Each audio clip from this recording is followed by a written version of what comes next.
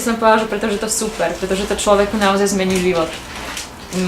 Ja keď som na prvom tábore, keď som odtiaľ odchádzala, som si hovorila, že to je neskutočné, že niečo takéto existuje a že tak málo ľudí o tom vie a že tak málo ľudí, ktorí možno o tom aj vedia, že to využíva, pretože ja som sa vrátila na Slovensko a zistila som, že veľa vecí som možno v živote robila inak, ako som chcela, na veľa vecí som mala odrazu iný pohľad a mňa to naozaj veľmi zmenilo a odtedy vlastne som dobrovoľníctvo, hlavne tomu na medzinárodných táboroch dobrovoľníckej práce, som mu tak ostala verná. Možno už teraz nechodím až tak často, ale určite ho propagujem a neviem, podľa mňa naozaj to je vec, ktorú treba vyskúšať, je to činnosť, ktorá sa oplatí robiť.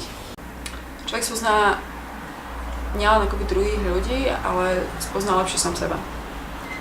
A získa veľmi veľa priateľov. Myslím si, že to je naozaj veľmi veľká pridaná hodnota, pretože v tom neziskovom sektore, aspoň čo som mala ja možnosť stretnúť tých ľudí, tak to sú akoby naozaj také dlhodobé kamarátstva.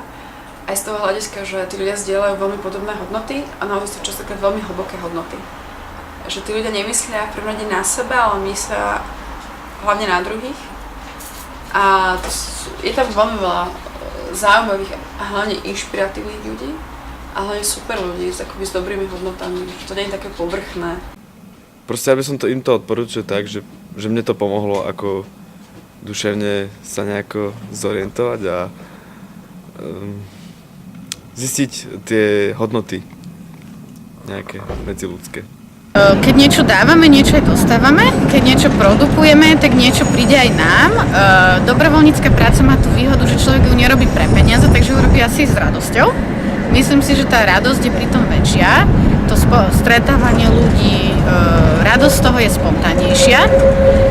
Myslím si, že to aj korešponduje s vekom. Myslím si, že do tých 25, 26, 27, 30 rokov je človek veľmi otvorený voči novým skúsenostiam, lebo táto konkrétna dobrovoľnícka služba má v sebe aj ten aspekt, že je medzinárodná.